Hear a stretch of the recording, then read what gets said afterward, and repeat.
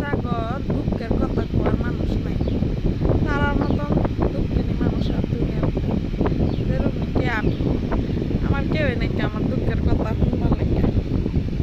কারণ আমি সবাইটা সলভ করি, আমারটা কাটটাই কই আমারটা করবার গেলে চলতো না। কারণ যেহেতু আমি মানুষেরটা যদি আমি সলভ করি তা আমারটা খেলা সলভ করবো, আমারটা কি বুঝবো